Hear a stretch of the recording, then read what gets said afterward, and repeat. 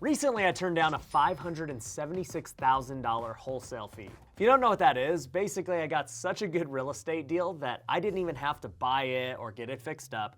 Somebody was willing to pay me that much money if I would just assign my rights to the contract to them. And by the way, this would have been the biggest wholesale fee I've ever made in my career. Now, even though I could have just took the money and bought a Lambo or sat on the beach and just chilled, there are a few reasons that I didn't. And in this video, we're gonna discuss why. If you're new to this channel, my name's Ryan Pineda. I'm a real estate investor and entrepreneur, and my goal is to help you live the wealthy way. If you wanna go get our free tools and resources and learn more about what that is, go to wealthyway.com. Now let's talk about this deal and why I was even in this position to make over $500,000 without having to do anything. Recently, one of my companies called Pineda Capital put an apartment building under contract in Iowa. I did a YouTube video all about the deal, but essentially it broke down like this. We got a 96 unit apartment building for only $29,000 per door. Now on a per door basis, that is just extremely insane no matter where you are in the country. And at that rate per door, brought our total purchase price to almost $2.8 million for this apartment complex. Now obviously there are a ton of things we need to do to fix it up. That's the only reason we are getting it so cheap. It's in such bad shape that the city made everyone vacate the entire property, so now it has nobody in it. It's pretty rare to see an apartment building that is completely vacant because it's not habitable. But for us, we love this kind of opportunity because we're getting it at such a great price, but we also now have the ability to fix whatever we want without having to worry about other tenants or people living there during the construction. We also don't have to kick out bad tenants or raise rents or anything like that. It's essentially a ground up construction when you really think about it. And so we're gonna be putting a ton of money into the whole project. It's not gonna be just each unit and what's going on inside of them, but we have to do all of the exterior, including the common areas, including the parking lots, the lights, pretty much everything with a building. And we anticipate spending more money doing that than what we're paying for the building. As of now, we anticipate that it's gonna be about a $3 million renovation, and we're only buying the building for $2.8 million. So with all that being said, we anticipate being around $60,000 per door. And when you add that up over 96 units, comes out to about $5.8 million all in. Now, once that happens and we get this thing fixed up, we get all the units rented out and the property is stabilized and producing cash flow, it should be worth well over $90,000 per unit. And at $90,000, you're talking about having a value of over $8.7 million. So all in all, we should be able to do a few things from this deal. The first is that we're gonna be able to create almost $3 million in equity because we are buying it so cheap. And if we do that effectively, it should lead to step two, where we can refinance all of our investor capital out. Essentially, this would just be a giant BRRRR. If you don't know what that means, it stands for buy, renovate, rent, refinance, and repeat. So in a few years, hopefully we're able to execute this plan and get all of the investor capital out.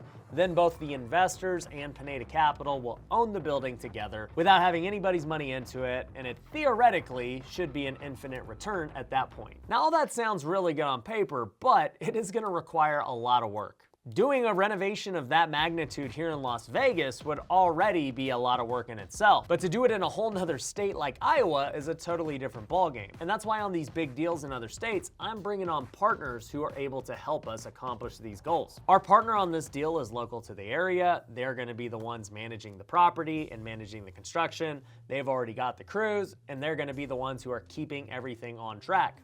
Now, obviously, we're gonna work through it together, but in the end, they're gonna do a lot of the heavy lifting, and that is why we are partnering with them. The other thing to keep in mind with deals like this is we personally don't make a ton of money until this exit actually happens. And what I mean by exit is the refinance or the potential sale of the property. It's kind of like a flip. We've got to do a ton of work to get this thing fixed up, with the hope of a big reward at the end. Now, we do make money on the front end when we take an acquisition fee, but even with that fee, it's nothing close to the $576,000 that we could make if we were to wholesale it. And a lot of that is used to fund my team and just our operational expenses. The point I'm trying to make with that is if somebody offers you over $500,000 and you don't have to go through all of those steps that I just said, It can be tempting, but here's why I turned it down. The first, and really the only reason that we need, is that we already had investors who were committed to funding the deal. I made a YouTube video about this deal when we first got it under contract, and within a couple of days after releasing that video, we already filled everything we needed for the deal. It was about $1.6 million that we raised, and we actually had to turn people away because they were too late. Now the truth is, technically at the time of this filming, we have not taken any of the investor capital out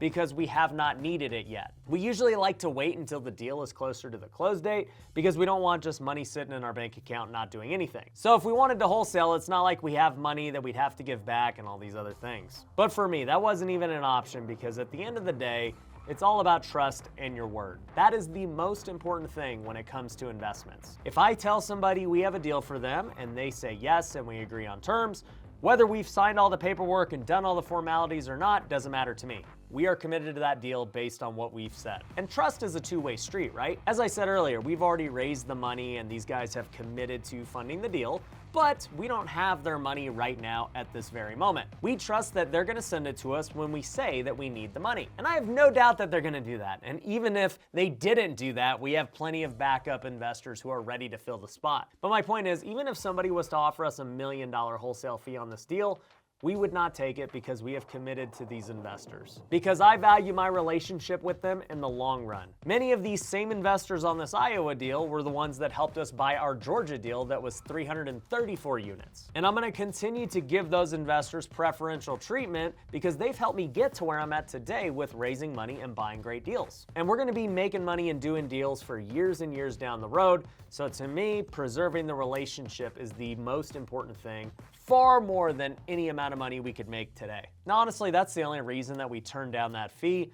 But one of the side benefits is this year, I'm not so concerned about flipping or wholesaling every single property we get. For a long time, flipping houses was my bread and butter, and that was the way I made my income. Well, fast forward to today, and flipping might only be my fourth most valuable income stream. And with a lot of these deals we've been getting, I've realized I need to do everything in my power to start keeping a lot of them as rentals. And there's a lot of reasons for this. The first being that I get a ton of depreciation by keeping these as rentals. Basically, that gives me a really big write-off for the year and helps me offset a lot of this income I get from my other businesses. The second reason is the other side of that. By not flipping it and making, say, $500,000, we now don't have to pay tax on $500,000 in gains. It never happened. Instead, we just get this big tax write-off by buying the building, and then we don't have to pay taxes on this wholesale fee we would have had. So the swing is enormous in terms of how much I pay in taxes. And the third reason is in terms of long-term wealth building and cash flow for the foreseeable future,